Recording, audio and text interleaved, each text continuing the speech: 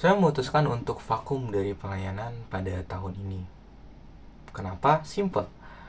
Karena saya merasa pelayanan saya tidak membawa berkat bagi orang lain dan tidak membawa berkat bagi diri saya sendiri.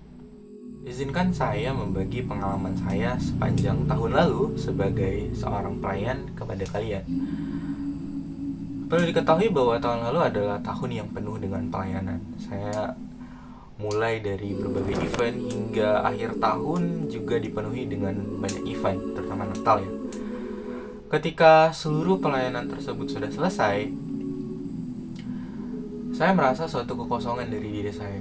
Bahwasanya pelayanan itu tidak lagi saya lakukan demi Tuhan dan saya tidak merasa terberkati dari pelayanan tersebut. Tetapi saya melakukan pelayanan sebagai suatu bentuk rutinitas, sebagai suatu bentuk pekerjaan yang saya lakukan untuk diri saya ataupun untuk orang lain. Disitulah saya merasa pelayanan itu kehilangan maknanya dan kenapa hingga ujungnya saya memutuskan untuk vakum sementara dari pelayanan. Tapi justru di fase saya vakum belakangan ini, saya menemukan makna kembali dari pelayanan saya. Melalui apa? Tentu saja melalui Alkitab. Maka inilah pengertian saya sendiri dan dari hal yang saya dapatkan tentang bagaimana sih caranya kita sebagai pelayan menjadi berkat bagi orang lain dan terutama menjadi berkat juga bagi diri kita sendiri. Pertama yang perlu kita ingat dan selalu kita ingat sebagai suatu pelayan ketika kita ingin melakukan pelayanan adalah pelayanan itu untuk Tuhan dan bukan untuk orang lain. Ada satu fase di masa pelayanan saya ketika saya sangat fokus terhadap komentar negatif dari orang lain, ketika saya sangat fokus terhadap opini orang lain, sehingga pelayanan yang saya lakukan penuh dengan amarah dan emosi, sehingga akhirnya saya tidak mendapatkan berkat dari pelayanan itu sendiri.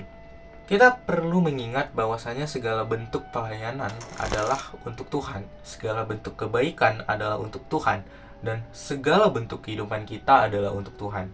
Kita datang dari Tuhan dan untuk Tuhan. Sehingga ketika kita menetapkan itu di dalam diri kita setiap kali kita melakukan pelayanan pasti akan lebih bermakna dan pelayanan lebih diimani. Maka ketika kita melakukan pelayanan, maknailah pelayanan seperti kita beribadah. Pelayanan adalah tempat bagi kita untuk memuji dan menyembah Tuhan, tetapi sembari melayani orang lain. Maka pelayanan seharusnya menjadi paket 2-in-1. Paket di mana kita melayani orang lain dan juga melayani Tuhan. Itu artinya bagi para pelayan, kita harus stop ketika kita terlalu fokus kepada barang yang kita pegang untuk melayani dan kita fokus untuk memainkan benda itu justru dan bukan untuk pelayanan ataupun kemuliaan Tuhan. Kita harus stop sebentar dan mulai memaknai setiap ibadah yang kita layani. Mungkin melalui mendengarkan khotbah lebih seksama ataupun ikut bernyanyi ketika ada yang namanya praise and worship. Kedua adalah jangan lupa untuk beristirahat. Fase yang saya alami pada tahun 2025 adalah saya mengalami yang namanya burnout. Maka dari itu kita perlu yang namanya istirahat. Tuhan saja beristirahat setelah menciptakan semesta ini. Nabi Nuh juga tidur dan beristirahat. Kenapa kita sebagai pelayan yang tidak bisa membelah laut ataupun tidak bisa mengubah satu ikan menjadi 10.000 ikan, berharap bahwasanya kita harus terus melayani tanpa beristirahat? Karena ketika kita terus-menerus melayani, kita akan merasakan bahwasanya pelayanan itu adalah suatu bentuk rutinitas. Dan apakah rutinitas itu kita maknai atau tidak? Bagi saya sendiri, saya sangat sulit untuk memaknai yang namanya rutinitas. Injil Markus menyatakan bahwa marilah kita berkumpul di tempat yang sunyi, sendirian, dan kita beristirahat. Mungkin itulah satu hal yang diperlukan ketika pelayanan tidak lagi yang namanya membawa berkat bagi diri kita. Sama seperti yang saya lakukan sekarang. Ketika saya beristirahat dari segala bentuk pelayanan, saya menemukan bahwa pelayanan itu ternyata berarti. Dan seluruh pelayanan yang saya lakukan pada tahun sebelumnya ternyata memiliki suatu makna yang dalam di hidup saya. Ketika kita stop sebentar dari pelayanan, kita akhirnya menemukan suatu alasan untuk memaknai pelayanan tersebut, menjadikan pelayanan tersebut berkat di hidup kita. Hingga apa? Ketika kembali lagi kepada pelayanan, kita lebih memaknai pelayanan yang kita lakukan. Pendeta saya pernah bilang bahwa burnout itu adalah hal yang normal bagi manusia, terutama bagi pelayan. Tapi hal yang saya lakukan pada diri saya dahulu adalah memaksakan bahwasanya diri saya harus pelayanan. Kenapa? Karena saya percaya bahwasanya masa saya tidak bisa memberikan seluruh hidup saya kepada Tuhan. Tapi teman-teman pelayan harus ingat suatu hal, bahwasanya Tuhan kita tidak pernah menjudge. Tuhan kita tidak pernah menghakimi orang-orang yang tetap berada di dalamnya. Maka dari itu, istirahat adalah hal yang baik-baik saja. Kita tidak apa beristirahat. Dan justru baik ketika kita beristirahat, kita justru menemukan berkat atau makna dari pelayanan kita. Dan yang terakhir yang saya temukan dari Alkitab adalah bahwasanya hal yang simpel dan utama dari Christianity adalah mengasihi. Ketika kita tidak bisa mengasihi diri kita sendiri, bagaimana kita bisa mengasihi orang lain? Sesimpel itu. Karena Tuhan mengatakan bahwasanya kasihilah diri orang lain seperti kita mengasihi diri kita sendiri.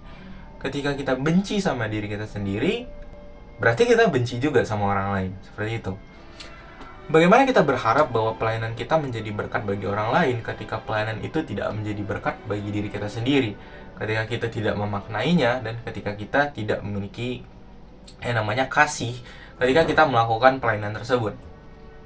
Inilah kenapa melayani diri sendiri adalah satu hal yang penting bagi kita pelayan-pelayan Tuhan dan juga bagi seluruh umat Kristen sebenarnya. Kenapa? Ketika kita sudah mengasihi diri sendiri dan kita merasa bahwasanya diri kita sudah cukup, maka kita tidak lagi yang namanya mencari suatu hal untuk memenuhi diri kita di pelayanan. Hal ini yang saya lakukan ketika saya melakukan pelayanan saya tahun lalu. Saya merasa bahwa pelayanan itu harus menimbulkan suatu hal di hidup saya. Bahwasanya pelayanan harus membawa hal-hal baik di hidup saya. Tetapi hal itu tidak terjadi. Saya merasa bahwasanya kasih yang saya terima di hidup saya kurang, berkat yang saya terima di hidup saya kurang, dan bahwasanya saya gagal dalam hidup pada akhir tahun 2025. Dan itu adalah suatu pemikiran yang sangat gagal dan suatu pemikiran yang sangat materialistik, sehingga ujungnya mematikan apa motivasi ataupun api iman yang membarai semangat untuk melakukan pelayanan. Dan itulah kenapa sangat penting bagi kita, setiap umat Kristen, bukan hanya seorang pelayan, untuk mengasihi diri kita terlebih dahulu sebelum kita ingin melakukan pelayanan ataupun ingin mengasihi orang lain. Dan ketika kita sudah mulai mengasihi diri kita sendiri, menerima diri kita sendiri, percayalah, pelayanan menjadi satu hal yang lebih bermakna dan pelayanan menjadi berkat bagi orang lain.